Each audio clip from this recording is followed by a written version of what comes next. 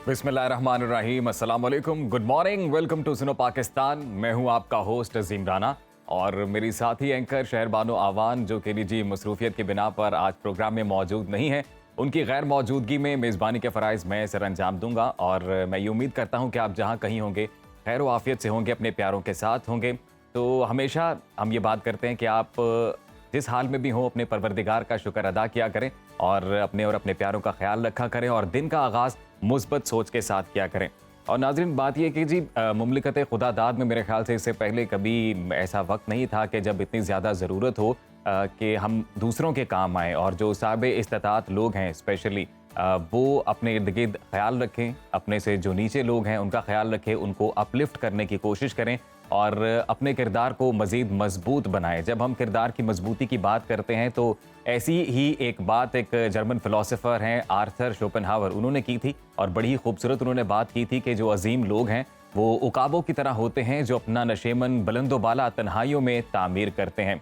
और फिर इस बात को वैसे थोड़ा सा एलेबोरेट किया जा सकता है, लेकिन इसी बात को बढ़ाया है इकबाल के एक शेर ने और वो शेर इस तरह से है कि नहीं तेरा नशेबन कसरे सुल्तानी के गुंबद पर, तू शाहीन है बसेरा कर पहाड़ों की चट्टानों पर। तो इससे पहले जो बात ये करते हैं आर्थर बात करते हैं बेसिकली इंडिविजुअलिज्म की, इनफरादी जो किरदार है इसको मजबूत किस तरह से बनाया जा सकता है। और उनकी जो फिलॉसफी है वो घूमती ही इस सारे नुक्ते के इर्द गिर्द है। वो ये कहते हैं कि इंसान असल में किरदार की मजबूती जो हासिल करता है वो करता है तन्हाई में।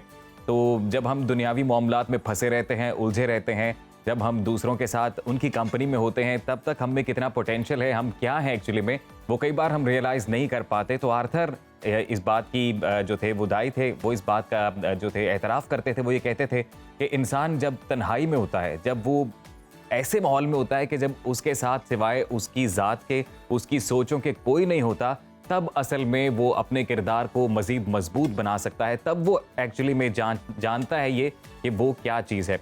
और फिर इकबाल का जो शेर आपकी खिदमत में पेश किया हमने, वो खुद ही के फ़लसफ़े को बयान करता है और वो आर्थर की इस बात को आगे बढ़ाता है कि आप अपने जो लाइफ के गोल हैं, जो एम है, वो हाई रखें, हाई गोल्स को सेट करें।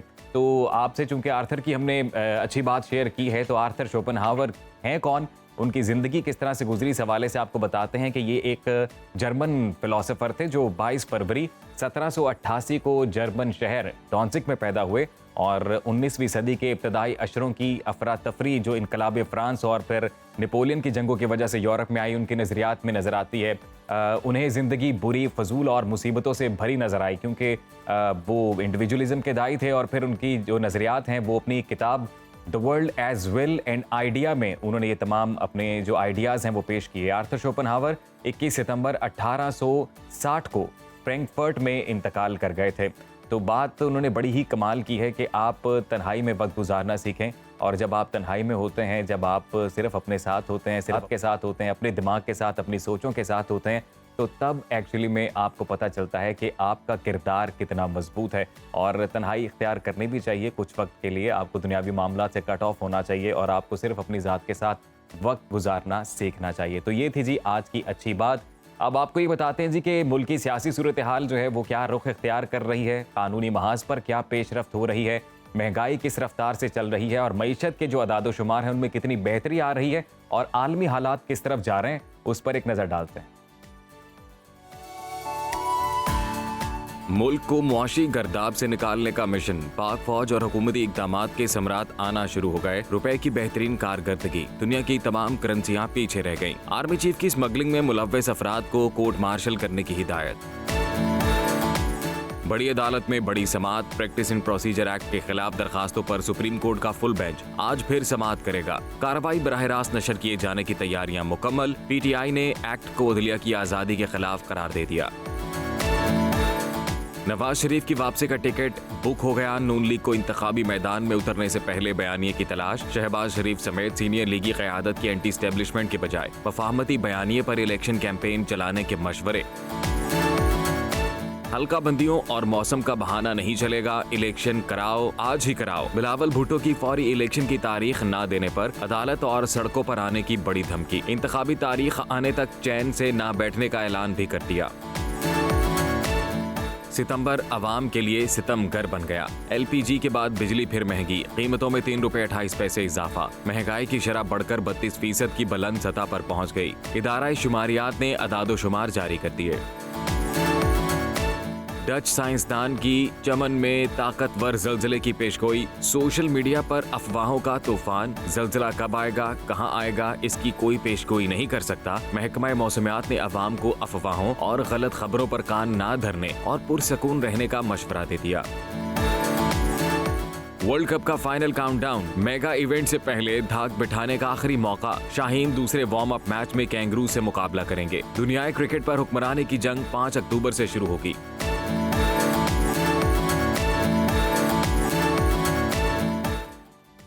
तो जी, टॉप स्टोरीज आपने जानी और अब बड़ी खबर की जानिब बढ़ते हैं। बात करेंगे मईशत की, तो इस हवाले से अच्छी खबरें आना शुरू हो गई हैं। पाक फौज और हुकूमत के इकदामात के समरात अब सामने आने लगे हैं। रुपया मुसलसल तगड़ा हो रहा है, डॉलर की पसपाई का सिलसिला जारी है, सोना भी सस्ता हो रहा है। पाकिस्तानी रुपए ने सितंबर में आलमी सतह पर बेहतरीन कारकर्दगी का एजाज हासिल कर लिया है और दुनिया भर की तमाम करेंसियों को पीछे छोड़ दिया है। स्टॉक मार्केट के 5 सेक्टर्स ने माली साल 2023 में मुनाफे की तारीख रकम कर दी है। एफबीआर ने सितंबर में हदफ से ज्यादा टैक्स वसूल करने का दावा किया है। दूसरी जानिब अगर हम बात करते हैं दोस्त ममालिक की, तो सऊदीया की शराकत से मुल्क में मल्टी मिलियन डॉलर्स की बैरूनी सरमायाकारी की राह हमवार हो रही है। मईशत में बेहतरी के आसार खुशाइंद हैं, मगर महंगाई मुसलसल बढ़ रही है। पेट्रोलियम मसनूआत की कीमतों में मामूली कमी की गई है, मगर एलपीजी उसकी कीमत में इजाफा हुआ। फी किलो 21 रुपए बढ़ाई गई है। बिजली 3 रुपए 28 पैसे फी यूनिट महंगा हुआ है। इस वक्त महंगाई 4 माह की बुलंद तरीन सतह पर है। इदारा शुमारियात के इदादोशुमार के मुताबिक सितंबर में महंगाई की शरह बढ़कर 31.4% तक पहुंच गई है और अवाम की परेशानियां हर गुजरते दिन के साथ बढ़ती जा रही हैं। तमाम सूरत हाल पर बात कर लेते हैं। माहिर मईशत डॉक्टर खाकान नजीब साहब सुनो पाकिस्तान का हिस्सा हैं। डॉक्टर साहब, वेलकम टू सुनो पाकिस्तान। कैसे हैं सर आप? मैं बिल्कुल ठीक हूँ। गुड टू बी ऑन सुनो Pakistan. Thank you for your time sir. Mafias के खिलाफ क्रैकडाउन और इंतजामी इकदाम के मुस्बत नताइज तो आना शुरू हो गए हैं। खाकान साहब, डॉलर की पसपाई का सिलसिला भी जारी है और इस पेशरफ्त को आप किस तरह से देख रहे हैं? देखिए, पाकिस्तान में 2 मार्केट्स हैं फॉरेन एक्सचेंज की। एक है इंटरबैंक मार्केट, जिसको आप ऑफिशियल मार्केट कहते हैं, जिसमें 29-30 लाइसेंस्ड प्लेयर्स हैं, बैंक्स मेनली। इसके अलावा एक ओपन मार्केट है। ओपन मार्केट जो है वो चलती है, जिसको हम कर्व मार्केट कहते हैं। ये एक्सचेंज ट्रेड कंपनीज जो हैं ये इसको मैनेज करती हैं।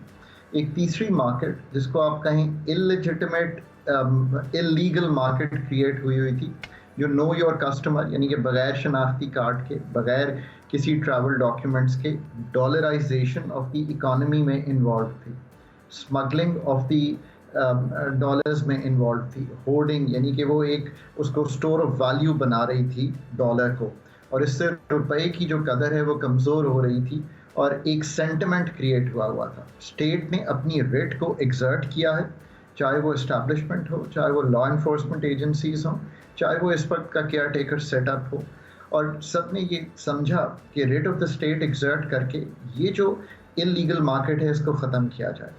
इसको जब आप कंबाइन करें कि थोड़ा सा जो फ्लोज हैं, जब वो वापस आए मनी चेंजर्स के पास, और मनी चेंजर्स के पास एक्सेस सप्लाई आया, तो वो वापस आया आपके इंटरबैंक की मार्केट में। सो आपने देखा कि 6.5% इंटरबैंक में और 12-12.5% ओपन मार्केट में जो रुपए की कदर है वो बेहतर हुई है।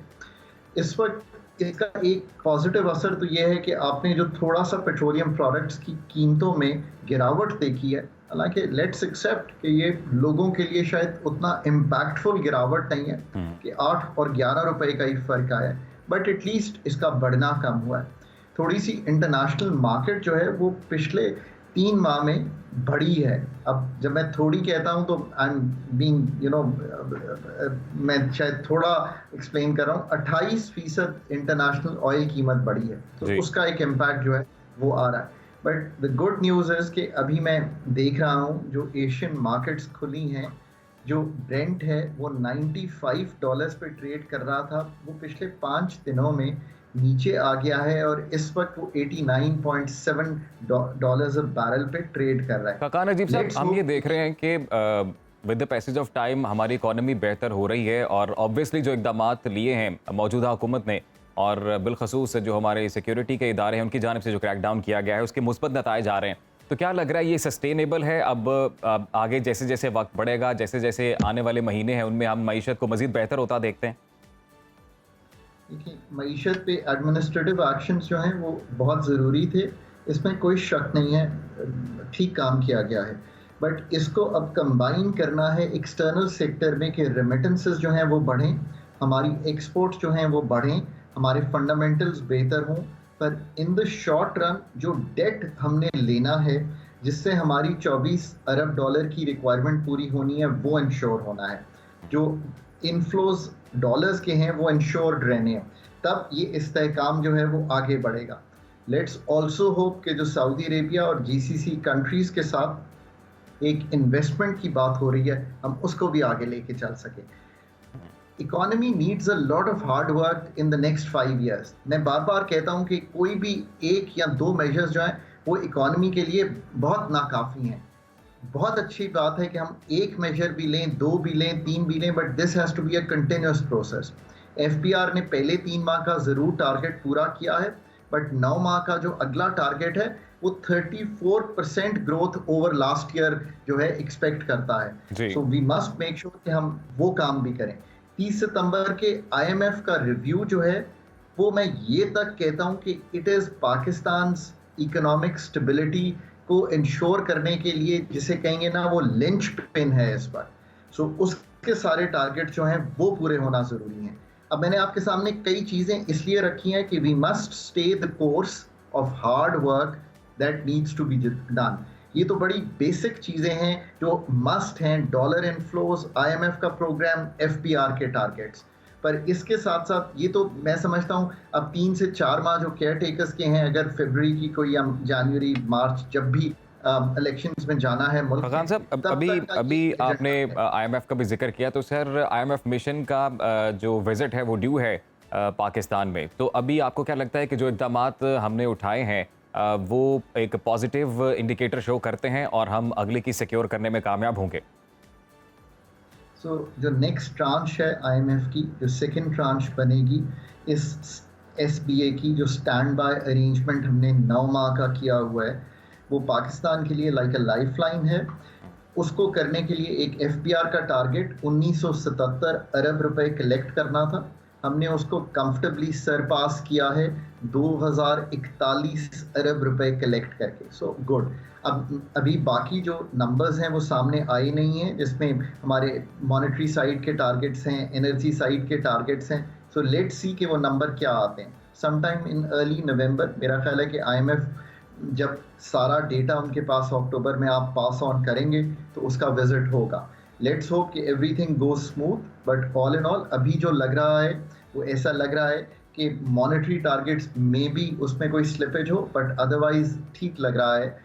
लेट्स होप कि वी स्टे ऑन ट्रैक, और ये पहला रिव्यू इतना शायद मुश्किल भी नहीं होगा, एंड लेट्स होप कि we get the first review done. अब हम हुकूमती इक़दामात की जब बात करते हैं, उनकी जानिब से जो पॉलिसीज़ बनाई जा रही हैं, और इससे पहले भी एक दो बार आपके साथ ये जिक्र हुआ कि कुछ शोबे ऐसे हैं कि जो अंडर टैक्स हैं, जिन पर टैक्स अगर मज़ीद लगे तो शायद इकॉनमी मज़ीद बेहतर हो सकती है। और अब खबरें ये आ रही हैं कि रिटेल सेक्टर, रियल इस्टेट और फिर एग्रीकल्चर सेक्टर को मज़ीद टैक्स किया जाएगा। तो सर ये एक देर आयद दुरुस्त आयद वाला अमल होगा? ये इतना सादा नहीं होगा। एक तो यह है कि वी आर देखें कि मीडिया का कितना इम्पैक्ट है। मेरा ख्याल है आप अपने मेरे पुराने जितने इंटरव्यूज़ उठा लें, मैं पिछले 2-2.5 साल से कंटिन्यूसली ये कहता हूँ, हर सेमिनार पे, हर वेबिनार पे और हर इंटरव्यू पे, retail, wholesale, agriculture income tax, capital gains on property, ये 3 टैक्सेस हैं जो आपको एक खातिर खा टैक्स का बेनिफिट दे सकते हैं, और इस पर पॉलिसी वर्क होने वाला है। आई एम ग्लैड कि अथॉरिटीज़ ये रियलाइज़ करती हैं, बट अब ये तो एक पहली स्टेज है कि हमने सिर्फ बारावर कराया है। अब आप इसकी जब डिटेल में जाएंगे कि इसकी जुज़ियात क्या होंगी, तो वो जुज़ियात तय होनी है सारी। वो कैसे होगा एडमिनिस्टर्स, ये सारी चीज़ों का रेट क्या होगा, वो कैसे आगे लेके चलेगा, कंप्लाइंस क्या होगी। सो इसकी जो जुज़ियात जब तक सामने आएंगी तब हम आगे बढ़ेंगे। So let's start talking about the second stage on our interviews कि इसकी जुज़ियात अब हुकूमत को देनी है, और वो कोई भी केयर टेकर सेटअप हो, असल काम तो एफपीआर के जो टैक्स लोग हैं टैक्स मैन एंड वेमेन जो एफबीआर को चलाते हैं, जो ह्यूमन रिसोर्स है, वो समझते हैं। तो फरहान इसी साहब, काम आपने को पिछले दुरुस्त निशानदेही की है कि इन्हीं सेक्टर्स की जानिब से अब एक रद्दमल भी आएगा, एक सख्त रद्दमल भी आएगा। ऑब्वियसली ये सेक्टर्स की जो लॉबीज़ हैं वो भी असर और रसूख रखती हैं। तो क्या आपको लगता है कि जो केयर टेकर गवर्नमेंट है वो इतनी एम्पावर है कि वो ये दुरुस्त तरीके से सरअंजाम देगी अमल? ये आपने बात बिल्कुल सही रखी है। मैं उनसे सबको कहता हूँ कि पाकिस्तान एक एग्जिस्टेंशियल इकोनॉमिक चैलेंज में है। अगर आप अपने टैक्स के पैसे नहीं देंगे, तो या तो हम बाहर से पैसे मांग कर और कर्ज लेंगे, या हम अपनी जो कमिटमेंट है टू द 40% लोग जो कि हमारी मदद डिज़र्व करते हैं, उनको हम पूरा नहीं कर पाएंगे। It's your choice. कल को पाकिस्तान उतना ही अगर तनज़्ज़ुली में जाएगा, तो इसके ज़िम्मेदार भी वही लोग होंगे जो टैक्स नहीं देंगे। सो हमें उनके साथ एक बार्गेन करना है और उनको समझाना है, ये हमारा नेक्स्ट टास्क होना चाहिए कि ये 3 सेक्टर अंडर टैक्सड हैं। ऐसा नहीं हो सकता कि हम अपनी सैलरीज़ पर 10 से लेके 30% तक टैक्स दे रहे हों और ये सेक्टर्स जो हैं हाईली अंडर टैक्सड हों। इस चीज़ को हमें उनको बराबर कराना है और एक बार्गेन स्ट्राइक करना है। एलीट्स दुनिया भर में होते हैं, पाकिस्तान के elites are no different from the elites that exist anywhere else.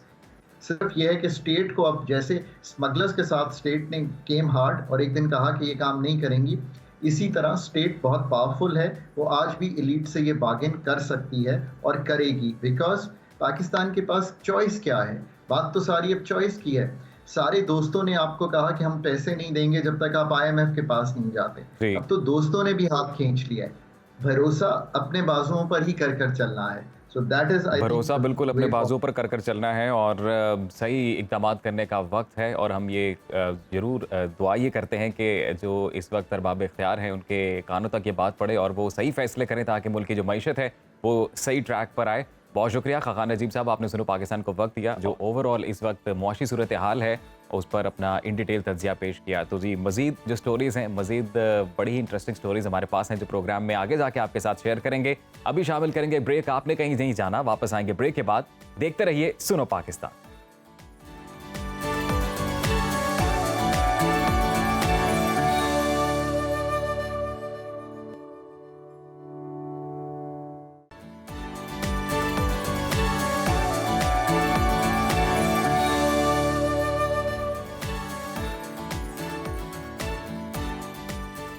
Welcome back after the break. जी, अगर हम बात करें टैलेंट की तो रोजाना की बुनियाद पर गैर मामूली सलाहियतों के हामिल पाकिस्तानियों को मदऊ करते हैं। इसी सिलसिले में आज हमारे साथ मौजूद हैं IT की दुनिया में धूम मचाने वाले कम उम्र तरीन पाकिस्तानी अंस आसिफ। इनको IT का चीता कहा जाता है। IT की सर्विसेज भी फराम कर रहे हैं, वेब डेवलपिंग करते हैं, एप्लीकेशन डेवलपर हैं, ग्राफिक डिजाइनिंग में भी महारत रखते हैं और 13 साल की उम्र में अपना बिजनेस कर रहे हैं और साथ ही साथ बच्चों को IT के कोर्सेज भी करवा रहे हैं। कौमी और बैनुल अक़वामी सतह पर मुतादिद मुकाबले भी जीत चुके हैं। तो इनसे बात करते हैं। वेलकम टू सुनो पाकिस्तान। अंस आसिफ, कैसे हैं आप? मैं बिल्कुल ठीक, आप कैसे हैं? I am good, thank you. कैसा महसूस कर रहे हैं आप? आपको साइंसदान और डॉक्टर बनने का शौक था, इतनी कम उम्र में IT का शौक कैसे पैदा हुआ आपको? देखिए, जब मेरे पास कंप्यूटर आया 9 इयर्स की जब मैं 9 साल का था, जब मेरे पास कंप्यूटर आया तो उस वक्त मैं चलाता था तो मुझे थोड़ा इंटरेस्ट बढ़ता गया क्योंकि एक वो फन चीज़ थी। तो फिर मम्मा ने मुझे एक कोर्स में डाला। सलानी मास्टर ट्रेनिंग के अंदर एक कोर्स था टेक्निकिट्स नाम से, जो बच्चों के लिए होता था। तो मैंने बस वो ज्वाइन किया। उसके अंदर हमें बेसिक से एडवांस सिखाया जाता था और IT के हवाले से कुछ इन्फॉर्मेशन देते थे। तो उससे मुझे और इंटरेस्ट बढ़ा। तो फिर मैंने वेब एंड डेवलपमेंट का कोर्स भी SMIT से किया। तो फिर वेब एंड एप्लीकेशन डेवलपमेंट का जब मैंने कोर्स किया तो उसके अंदर भी मुझे फिर इंटरेस्ट बढ़ता गया क्योंकि एप्लीकेशंस वेबसाइट जो मैं यूज़ करता था जब वो मैं बनाने लगा तो वो मुझे बहुत ज़्यादा इंटरेस्टिंग लगता था। इस तरह फिर मेरा IT का जो है तजस्सुस बढ़ता गया। अच्छा, ये बताइएगा कि जब IT का शौक पैदा हुआ आपको तो किसी ने रहनुमाई की आपकी और इस पर कमांड हासिल कैसे किया आपने IT पर?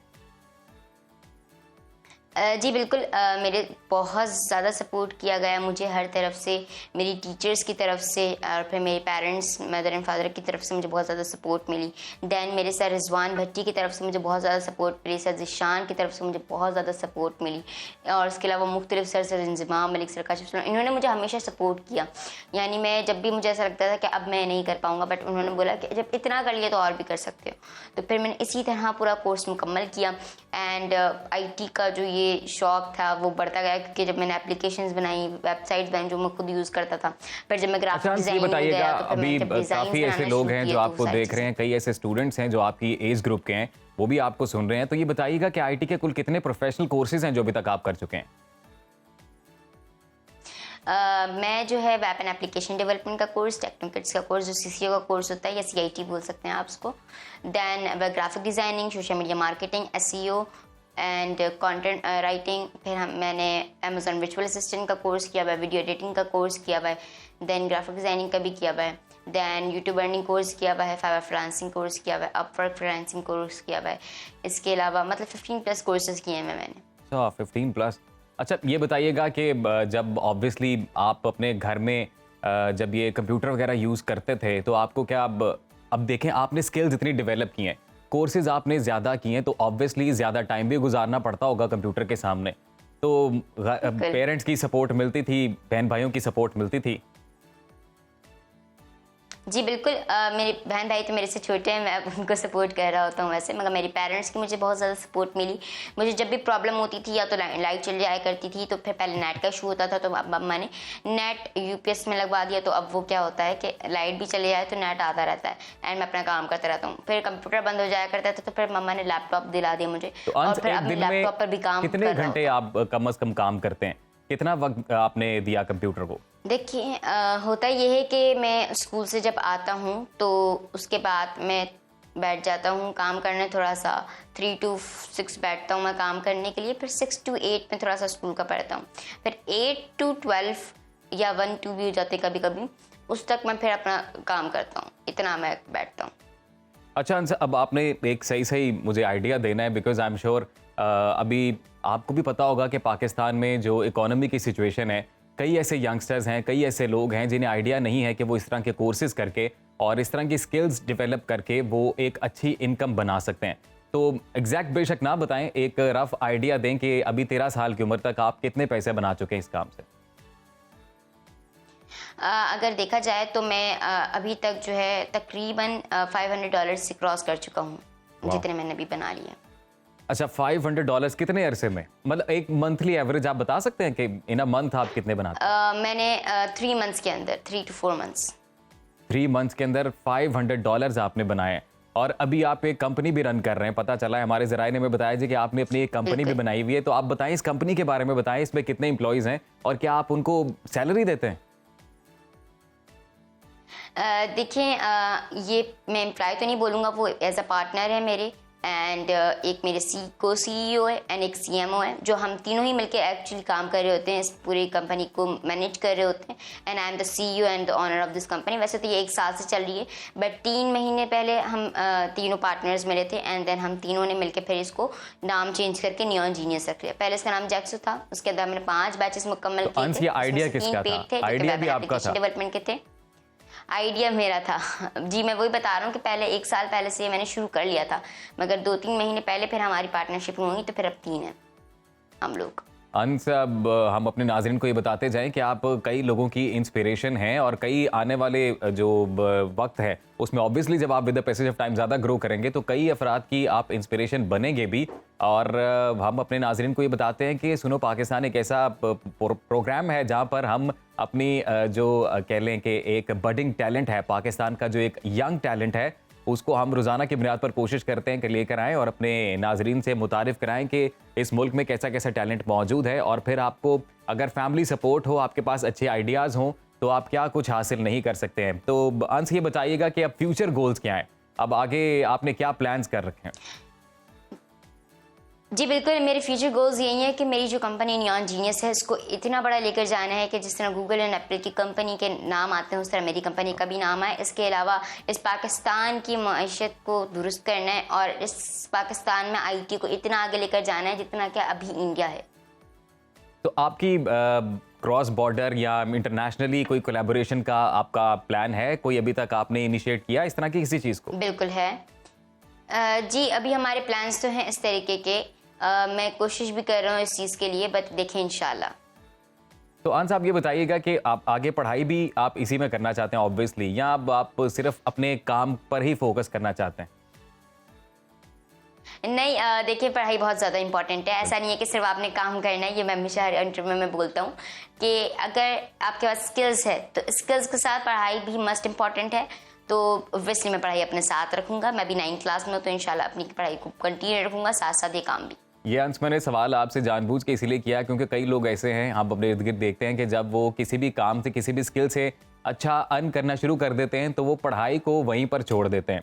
तो मेरे ख्याल से जो आपने मैसेज दिया है ना वो ज़्यादा लोगों पर असर करेगा कि आपको बेशक आपको आपका एक गोल मिल चुका है या आपने एक जो गोल सेट किया है उसका पाथ आपको मिल चुका है, लेकिन आप पढ़ाई अपनी ज़रूर मुकम्मल कीजिए और अपनी पढ़ाई पर ज़रूर तवज्जो दें। तो अंश मुझे ये बताएं कि आप रिसर्च वगैरह करते हैं, कुछ आपको पता है कि पाकिस्तान में इस वक्त कितनी कैपेसिटी अवेलेबल है और आईटी का जो शोबा है बिलखसूस आईटी सेक्टर में मज़ीद कितना काम किया जा सकता है? देखिए अगर मैं बात करूं तो पाकिस्तान में 266 बिलियन एक्सपोर्टेशन होती है, उसमें से 2.6 बिलियन सिर्फ आईटी की है, मगर इससे 10 गुना ज़्यादा इंडिया एक्सपोर्ट कर रहा है आईटी को। अगर हम अब सब मिल जाएं और आईटी पर काम करना शुरू करें, आईटी के स्किल्स को गेन अप करें, आईटी के स्किल्स पे आगे बढ़ें, मुख्तलिफ कोर्सेज करें मुख्तलिफ जगहों से, SMIT है, फिर मेरा अपना खुद का नियॉन जीनियस का इंस्टीट्यूट है, वहाँ आप करें और भी मुख्तलिफ हैं। तो आप वहाँ पर जाके अपनी आईटी स्किल्स को मतलब संवारें और पाकिस्तान का नाम रोशन करें, क्योंकि पाकिस्तान को अब आईटी की शिद्दत से ज़रूरत है। तो जब आप स्कूल जाते हैं तो you are a star kid now, आप अपने इर्द गिर्द आपने अपने स्टूडेंट्स को, अपने जो क्लास फेलोज हैं उनको बताया हुआ है कि आप अपनी कंपनी रन करते हैं और आप 9th क्लास में ही CEO हैं? यस मैं उनको बताया हुआ, वो भी मेरे स्टूडेंट हैं। अच्छा, वो आपके स्टूडेंट्स हैं? जी बिल्कुल। दैट्स अमेजिंग यार। तो ये आपके जो टीचर है वो फिर उनका बिहेवियर कैसा है आपको लेकर? नहीं, टीचर्स भी जो है मेरे साथ सीखते हैं एंड मतलब वो भी मेरे साथ कोर्सेज कर रहे हैं एंड मतलब कि वो भी मेरे से क्या नाम है इंस्पायर होते हैं एंड देन वो भी ओब्वियसली वो मेरी टीचर हैं तो वो मैं एज अ स्टूडेंट तो नहीं बोल सकता क्योंकि वो मुझे फिजिक्स मैथ ऐसे सब्जेक्ट्स पढ़ाते हैं जो मुझे नहीं पता और उनको वो नहीं पता जो मैं बता रहा हूँ उनको। तो मतलब हम दोनों एक दूसरे को सिखा रहे होते हैं टीचर्स। नहीं, ये बिल्कुल ये बड़ी अच्छी बात है। सीखने सिखाने का अमल सारी उम्र ही जारी रहना चाहिए और सीखने की कोई एज भी नहीं होती। आप किसी भी टाइम पे किसी भी उम्र में अगर आपके पास विल है तो फिर आप वो बोलते हैं ना where there is a will there is a way, तो फिर वहां पर रास्ता भी निकल आता है। तो ये बताएं कि आपके पेरेंट्स कैसा फील करते हैं? मेरे पेरेंट्स तो लिटरली अब वो बहुत ज़्यादा मतलब मुझ पर प्राउड कहते हैं एंड मुझे बोलते हैं कि अगर इसी तरह करते रहना, मतलब वो एक तो उनको प्राउड इसी वजह से भी और मुझे भी क्या नाम है अपने पेरेंट्स को बहुत ज़्यादा थैंक यू कहना है क्योंकि उन्हीं की वजह से आज मैं हूँ। अगर वो क्योंकि आप बहुत सारे पेरेंट्स इजाज़त नहीं देते कि फ़िज़िकल कोर्स कर सकें या वो बोलते हैं कि अभी पढ़ लो भी कोर्सेज़ ना करो, मगर मेरे पेरेंट्स ने मुझे सपोर्ट किया। मैं अपने कोर्सेज़ भी साथ जारी रख रहा हूँ और इसके अलावा मैं अपने IT कोर्सेज़ पर भी मदर ने इजाज़त दी और मेरे फादर ने इजाज़त दी। इस वजह से मैं आज यहाँ पर हूँ, वरना अगर मेरे पेरेंट्स मुझे इजाज़त नहीं देते तो शायद मैं ये कोर्सेज़ भी नहीं कर पाता। बिल्कुल अंश, आप अपना कामयाबी का सफ़र ऐसे ही जारी रखें और मज़ीद हमारी दुआएं हैं कि आप कामयाबियां समेटें। आपकी जो परफॉर्मेंस हो में जो आपकी कामयाबी होगी वही सबसे बड़ा शुक्रिया होगा, वही सबसे बड़ा थैंक्स होगा आपका अपने पेरेंट्स को लेकर। तो जी पाकिस्तान की मिट्टी वाकई बड़ी ज़रख़ेज़ है और हम हमेशा ये कोशिश करते हैं कि जो भी उभरता हुआ टैलेंट है, खा वो स्पोर्ट्स में हो, वो IT में हो, किसी भी शोबे में हो, हम उसको अपने इस प्लेटफॉर्म से लेकर आएँ सामने और ना सिर्फ हम दुनिया को ये बताएं, पाकिस्तान को ये बताएं कि पाकिस्तान में बच्चे यंग टैलेंट कैसा कैसा मौजूद है, बल्कि आई एम श्योर कि कई सेम एज ग्रुप के और कई बड़े अफराद भी ऐसे हैं कि जो इस तरह के बच्चों को देखकर, इस तरह उन टैलेंट को देखकर इंस्पिरेशन लेते हैं और वो ज़िंदगी में कामयाबी हासिल करते हैं। तो आई एम श्योर कि आप सब लोगों ने भी इस सेगमेंट को एंजॉय किया होगा। तो आप कहीं मत जाइएगा, सिलसिला आप जारी रहेगा जी। मजीद इंटरेस्टिंग स्टोरीज आपकी खिदमत पे लेकर आएंगे। अभी वक्त हुआ है ब्रेक का, वापस आएंगे ब्रेक के बाद। तो देखते रहिए सुनो पाकिस्तान।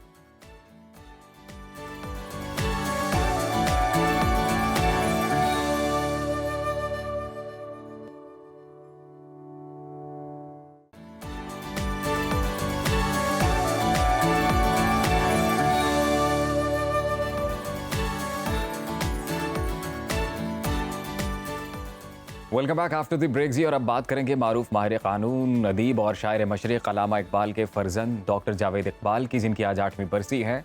और इस वक्त डॉक्टर जावेद इकबाल की अहलिया मोहतरमा नासिरा जावेद इकबाल साहिबा हमारे साथ सेट पर मौजूद हैं, उनसे बात करेंगे। लेकिन उससे पहले डॉक्टर जावेद इकबाल की ज़िंदगी पर एक नज़र डालते हैं।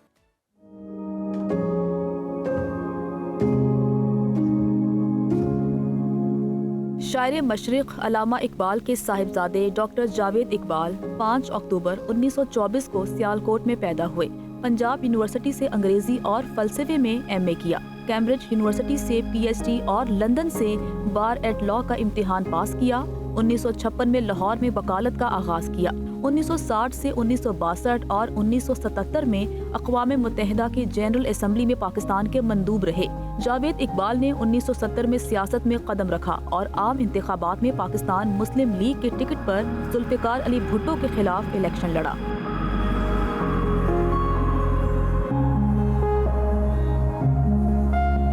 वो 1971 में लाहौर हाई कोर्ट के जज मुकर्रर हुए। 23 मार्च 1981 से 4 अक्टूबर 1986 तक चीफ जस्टिस की हैसियत से खिदमात अंजाम दी।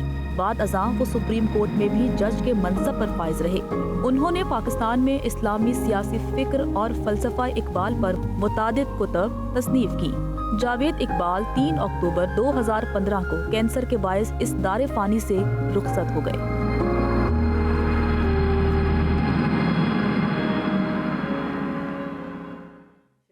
तो जी डॉक्टर जावेद इकबाल साहब की ज़िंदगी से मुतल्लिक एक ख़ुसूसी रिपोर्ट हमने तैयार की थी, आपने मुलाहिज़ा की है। उनकी अहलिया आज हमारे साथ सुनो पाकिस्तान में मौजूद हैं, जस्टिस रिटायर्ड नासिरा इकबाल साहिबा। वेलकम टू सुनो Pakistan ma'am, hope you doing well. कैसी हैं आप? तबीयत से बहुत ठीक है? शुक्रिया। बस उम्र रफ्ता वापस नहीं आती किसी की भी। मैम हमारे लिए बड़े एजाज़ की बात है कि आपने आज के दिन हमारे लिए वक्त निकाला है। तो मैम मैं तो आपसे ये जानना चाहता हूँ, आई एम श्योर जो हमें देख रहे हैं वो भी ये जानना चाहते हैं कि डॉक्टर साहब के साथ आपकी ज़िंदगी कैसे गुजरी? बहुत मैं समझती हूँ खुशगवार थी। डॉक्टर साहब असल में बचपन में यतीम हो गए थे। इनकी वालदा का तो इंतकाल हो गया जब मेरा ख्याल है ये 6-7 साल के थे, और वालिद का इंतकाल हो गया 13 साल जब थे डॉक्टर साहब की उम्र। तो इन्होंने तो घर में कोई मोहब्बत शफकत का पहलू देखा ही नहीं था। इसलिए जब फिर इनकी शादी हुई तो फिर घर में ज़रा रौनकें आई, फिर बच्चे हमारे 2 जी। हुए। तो हलीम मुत्तबा भी थे, साबिर भी बड़े थे, कभी किसी के साथ ऊंची बात नहीं करते, और बच्चों को तो कभी कुछ कहते ही नहीं थे। तो मैम आपकी पहली मुलाकात कैसे हुई? आपको याद है वो मुलाकात? जी, मैं डॉक्टर साहब को यूनाइटेड नेशंस में मिली थी न्यूयॉर्क में। अच्छा ये अच्छा। पाकिस्तान के मंदूब के तौर पे गए हुए थे, और मैं अपने वालिद के साथ गई थी। उनको वो आइजनहावर का एक था लीडरशिप एक्सचेंज प्रोग्राम, जी जी जी। उसमें गए हुए थे।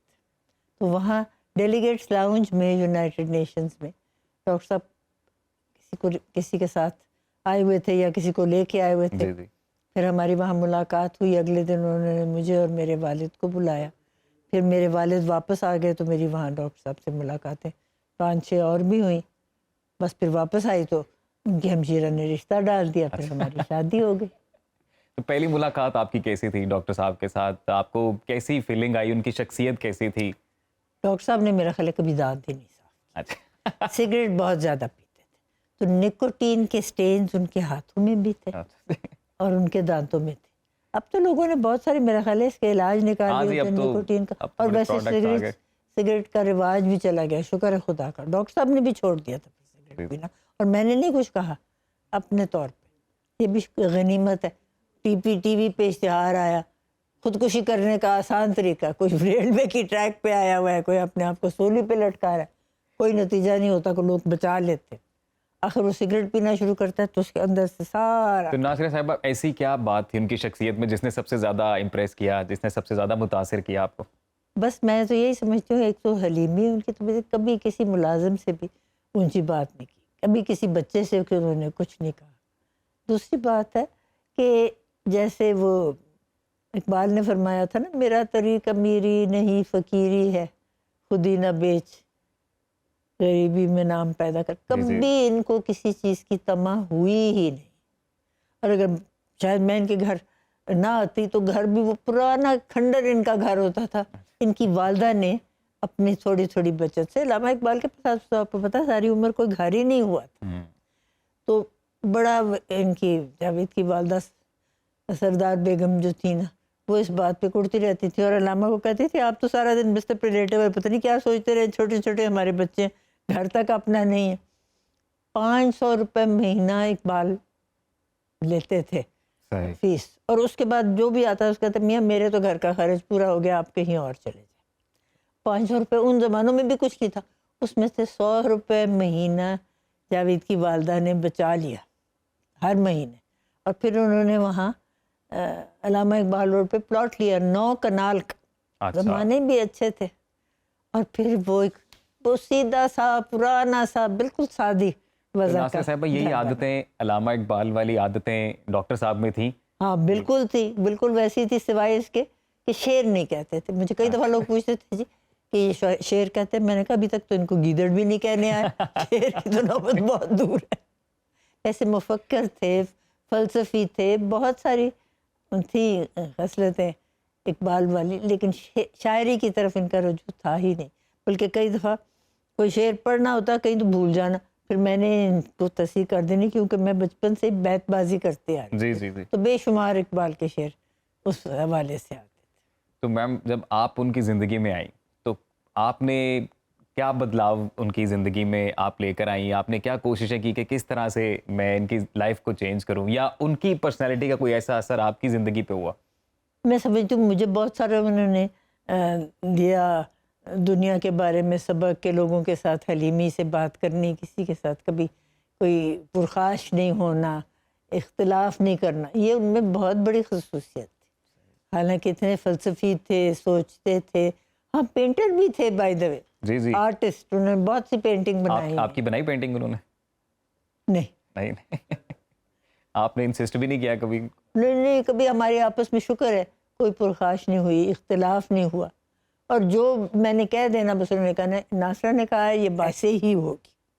सही। इख्तिलाफ में उनकी कोई यकीन ही नहीं था, बिल्कुल। तो नासिर साहब प्रोफेशनल लाइफ में वो एज अ लाइफ पार्टनर आपके साथ कैसे थे? बिकॉज आप भी जज थी, तो नहीं जब वो आप तो कोई डिसीजन बना रही होती थी या कोई डिसीजन लिख रही होती थी तो उसमें कुछ इन्वॉल्वमेंट होती थी कुछ? जब डॉक्टर साहब जज थे ना, जब वकालत करते थे और शुरू अदालत में, तो हमारे तो बच्चे छोटे छोटे थे ना, तो मेरा सारा तवज्जो बच्चों की तरफ होती थी, उनको स्कूल ले जाना, वापस लाना। और स्कूल ऐसा था जो दोपहर में भी क्लास होती थी, फिर लेके जाना, फिर लेके आना, लिबास तब्दील करने, उनके खाने का एहतमाम करना। मैंने कभी और तवज्जो नहीं दी उनके सही। काम की तरफ। और जब वो अदालत में थे, कभी कोई फैसला या कोई केस घर नहीं लाए, अच्छा, वही अच्छा। अदालत से फैसला करके आते थे। ये भी बड़ी अच्छी बात थी, क्योंकि लोगों को कभी ये वहम नहीं हो सकता था कि जी बीच में किसी ने मुदाखलत की है। कोई कभी डिस्कशन ही नहीं हुई किसी केस की। सही सही सही। तो बस इस तरह वक्त गुजर गया। और जिस वक्त मैंने LLB किया, अभी डॉक्टर साहब जज थे, जी जी। लेकिन मैंने प्रैक्टिस बिल्कुल नहीं की। मैंने कहा ऐसे लोग अंगुश नुमाई करेंगे, एक तरफ शौहर जो है वो जज है, फिर चीफ जज बन गए, दूसरी तरफ बीवी प्रैक्टिस कर रही। मैंने अदालत का रुख ही नहीं किया, ना दहलीज पार की अदालत की। जब डॉक्टर साहब रिटायर हुए हैं, फिर आपने उसके स्टार्ट किया? बाद मैंने शुरू किया, काफ़ी लेट उम्र में। तो ऐसा क्यों किया? मतलब आपने सिर्फ because of public opinion? Public ने क्या कहना था, लेकिन मेरे अपने ज़मीर बर्दाश्त नहीं करता था। मैंने कहा लोग कहेंगे कि जी अल्लामा इकबाल के ख़ानदान के अगर ये औसाफ है तो बाकी दुनिया क्या करे। और आपको पता है आजकल तो अकरबा परवरी का एक दस्तूर बन चुका है, इसलिए मैंने उस तरफ कभी तवज्जो की ही नहीं। तो जब डॉक्टर साहब अपनी प्रैक्टिस कर रहे होते थे और आपका अपना कानून का वो चल रहा था सारा कुछ साथ साथ, तो वो कभी इन्वॉल्वमेंट नहीं शो नहीं की एक नहीं, दूसरे के? मैंने तो कानून की डिग्री ली है जिस वक्त डॉक्टर साहब चीफ जज थे। अच्छा। मैंने अखबार में एक दिन इश्तिहार देखा कि जी 100 रुपये आप दाखिला फीस दें, आप इम्तिहान में बैठ सकते हैं और अगले महीने इम्तिहान है। मैंने 100 रुपये जाके डिपॉजिट कर दिया। हमारा घर नज़दीक ही था लॉ कॉलेज के, क्योंकि रहते थे ना हम जावेद मंजिल गढ़ी शाह में। जी जी जी। तो फिर उसके बाद मैंने किताबें खरीद ली कोर्स की जो थी, पार्ट 1 की। उन ज़मानों में 2 साल में हो जाता था। तो मुझे डॉक्टर साहब पूछते हैं ये आप क्या कर रही हैं मुतालिया? मैंने कहा मैंने ऐसा इरादा किया, मैंने पार्ट 1 का इम्तिहान दिया और 15 दिन के बाद इम्तिहान है। उन दिन में तेरे गुजर गए थे। कहने लगे कभी किसी ने ऐसे भी कानून पास किया, नामुमकिन है। मैंने कहा चलो नहीं है तो ना सही, 100 रुपये और मेरी थोड़ी सी एफर्ट है। कभी उन्होंने किसी चीज़ का कोई मैंने सवाल भी किया हो तो कहते थे बार में ऐसी बातें नहीं होती। तो बस नतीजा निकला तो मैं गई हूँ देखने वहाँ। उन जमानों में पोस्ट होता था जी जी। पंजाब यूनिवर्सिटी लॉ कॉलेज के बोर्ड पे, सबसे ज़्यादा नंबर मेरे थे, किसी के उससे ज़्यादा थे ही नहीं। तो मैं घर आई हूँ, मेरा चेहरा कुछ उतरा हुआ था, कहने लगे बस हो गया ना जो होना था। उन्होंने कहा फेल हो गई हो क्या? मैंने कहा देखें सबसे ज़्यादा नंबर मेरे हैं और यूनिवर्सिटी ने मुझे फर्स्ट डिक्लेयर नहीं किया, और ये लिख दिया the person who has put first result will be declared later on, क्योंकि वो तो बर्दाश्त नहीं ना कर सकते थे कि प्राइवेट कैंडिडेट फर्स्ट आ जाए और अपने सारे पीछे रह जाए। बाद में उन्होंने किसी और को फर्स्ट कर दिया और मैं सेकंड आ गई। फिर अगले साल इसी तरह जब इश्तिहार आया, फिर मैंने 100 रुपये जमा करके इम्तिहान दे दिया। 1 महीने में होता है सारा इम्तिहान, 7-7 दिन का वक्फा होता तो नासिर साहब, आप में कैसे ये शौक आया कानून पढ़ने का? है। बस ऐसे ही वो देख के। और अच्छा। फिर मैंने ये जब कर लिया कानून, तो मैंने देखा अपने हर रोज़ के जो आपके हैं ना मामलात, उसमें बहुत फ़ायदा होता है कानून के। आपको सब पता हो कि ये चीज़ ऐसी है, क्यों है, आप इसके ऊपर कुछ ना कुछ कर सकते हैं। और लोग भी फिर जो करने हो जाते हैं, अगर उनको ये समझ आ जाए कि ये जानती हैं, क्योंकि कहते हैं ना कि नॉलेज जो है ना इट इज़ पावर। एग्जैक्टली। मगर मैंने कभी प्रैक्टिस नहीं किया। ये है कि मैं अपवा की मेंबर थी, वहाँ किसी ने फ्री लीगल एड लेना है उनको दे दिया, या इंटरनेशनल वुमेंस क्लब की प्रेसिडेंट रही, वहाँ भी दे दिया। फिर जब डॉक्टर साहब रिटायर हुए ना, मैंने सोचा अब क्या जाता है, कोई मुज़ायका नहीं। फिर मैंने स्टेट केसेस करने शुरू किए। 100 रुपये फीस होती थी एक स्टेट केस में। नासिर साहिबा, बड़े आप इंटरेस्टिंग वाक़यात बता रही हैं और ये सिलसिला जारी रहेगा। हम आपसे ये मज़ीद वाक़यात भी सुनेंगे। अभी यहाँ पर एक ब्रेक लेते हैं और आप कहीं मत जाइएगा, नासिर साहिबा से गुफ्तगू जारी रहेगी जी। वापस आएंगे ब्रेक के बाद। आप देखते रहिए सुनो पाकिस्तान।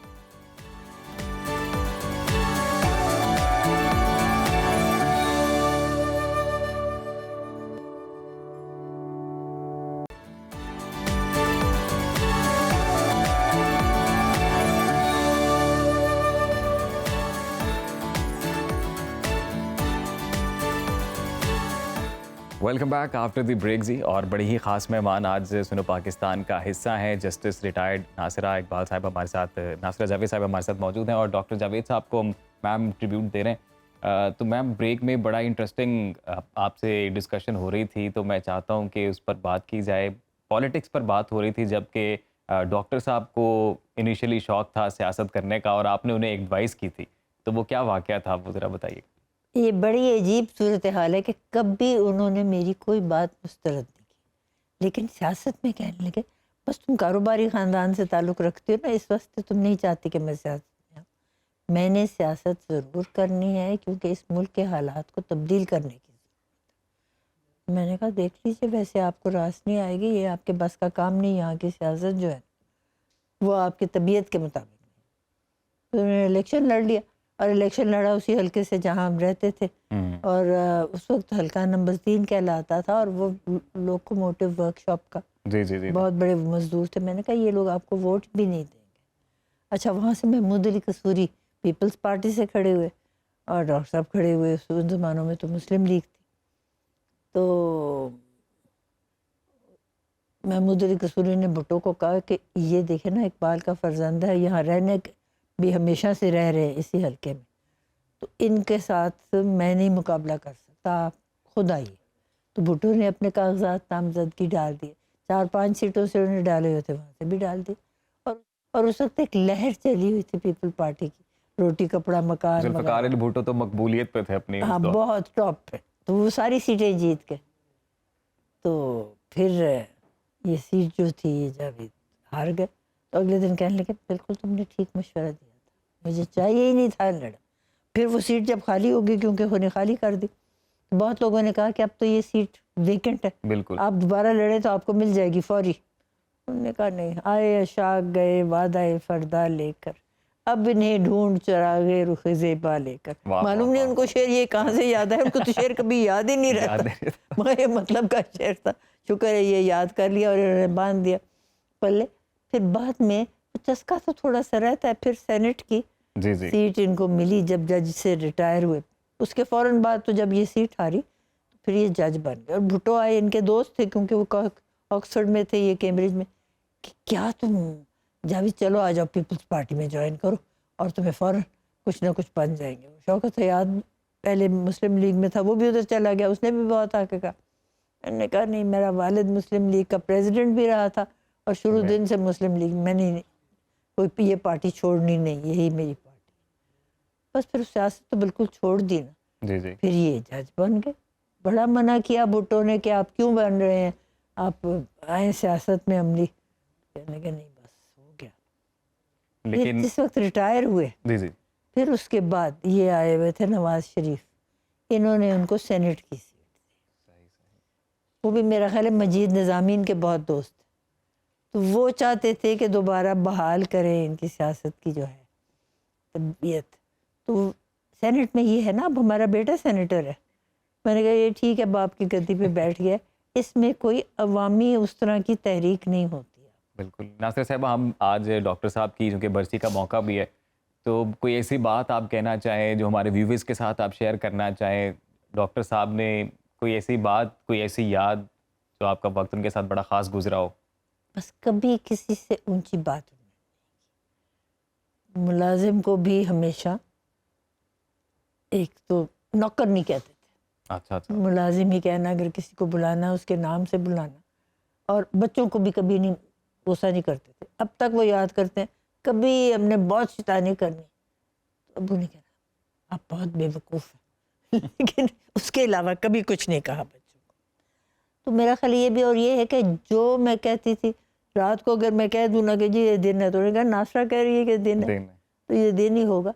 इसलिए कभी किसी बात में उन्होंने ये नहीं किया कि कोई इख्तिलाफ करे। और सबसे उनकी अच्छी बात, अदालत में जब गए हैं था कि जो भी काम था अदालत का वहीं करके आते थे, कोई काम घर नहीं लाते थे। और एक बहुत बड़ी बात है वैसे ये कि फ़लसफ़े का उनको शौक़ था, बेशुमार किताबें लिखी हैं। एक उन्होंने लिखी हुई किताब जिंदा रूत जी। हयात इकबाल की 3 वॉल्यूम्स हैं, उनके ऊपर उनको एकेडमी ऑफ लेटर्स ने भी, और वो मिला हुआ है दूसरा गवर्नमेंट की तरफ से, हिलाले इम्तियाज़। फिर उन्होंने अपना एक, मुझे कई दफ़ा लोग कहते हैं कि आप डॉक्टर साहब के साथ अपनी ज़िंदगी के हालात के बारे में कुछ खुद नविश्त करें। मैंने कहा सब कुछ तो डॉक्टर साहब ने लिख दिया। उस किताब का नाम था अपना गरीबा चाक, और उसमें जो भी उनको कोई ज़हन, किसी नोट्स वगैरह से नहीं, बस वो लिखती किताब, वो भी छप गई, बड़ी मकबूल आम हुई वो अपना गरीबा चाक। और उसमें बताते थे यही, जैसे मैंने बताया ना कि मेरे मुतालिक ख़ास तौर पे कहा कि ये सही फ़ैसले करती है घर को चलाने में। तो मुझे याद है कभी किसी वक्त बाज़ार जाते तो ख़वातीन ने ये किताब ख़रीद के ना, तो उनसे कहना डॉक्टर साहब इसमें ऑटोग्राफ कर दें। तो उन्होंने कहना जी आपको इस किताब से क्या लगा हुआ है? हम अपने शोहर को बताना चाहते हैं कि बीवी की किस तरह पे आप हौसला अफजाई करते हैं और किस तरह उनकी तारीफ़ करते हैं। मैंने कहा ये भी कमाल है। बहुत ही ज़बरदस्त शख्सियत डॉक्टर साहब की, और वक्त कम है, बल्कि वक्त तो ख़त्म हो गया हमारे पास, लेकिन बातें इतनी दिलचस्प हैं कि ये मज़ीद निश्चित और बढ़ सकती है आगे। तो हम ज़रूर चाहेंगे मैम किसी और दिन भी आपको हम लोग थोड़ी ज़हमत दें, और आप अगर तशरीफ़ लाएँ तो that would be an honour for us कि हम लोग मज़ीद डॉक्टर साहब और फिर स्पेसिफिकली इलामा इकबाल साहब के ऊपर भी बात करें, क्योंकि आपको तो उनकी पोइट्री सारी याद है, तो फिर उसके ऊपर भी बात करने का जो है वो एक मौका ज़रूर मिलना चाहिए। आप बैतबाजी कराया करें जी। और एक बात मैंने आपसे कहनी थी, ये जो PHA वालों ने सारे माल रोड के ऊपर से डेली लीज उखेड़ के वहाँ कोरियन ग्रास लगाना शुरू किया। जी। कोरियन ग्रास महंगा है और वहाँ हो ही नहीं सकता दरख्त के साए में, किसको इसका फ़ायदा हुआ? और वो डेली लीज इतने खूबसूरत लगते थे। बिल्कुल मैम, आपका ये मैसेज भी अब ऑन एयर चला गया, और आई एम श्योर कि जो अरबाब इख्तियार हैं, जो अथॉरिटी है, उन तक भी ये मैसेज पहुंच चुका होगा। जस्टिस साहिबा बहुत शुक्रिया आपके वक्त का। और नाज़रीन, प्रोग्राम अपने अख्ताम पर पहुंचा है, और कल इंशाल्लाह दोबारा आपकी खिदमत में हाजिर होंगे नए सेगमेंट्स के साथ, नए मौज़ूआत के साथ। तब तक के लिए इजाज़त दें और अपना ख्याल रखें, अपने इर्द गिर्द का ख्याल रखें, और देखते रहिए सुनो पाकिस्तान। Bye bye.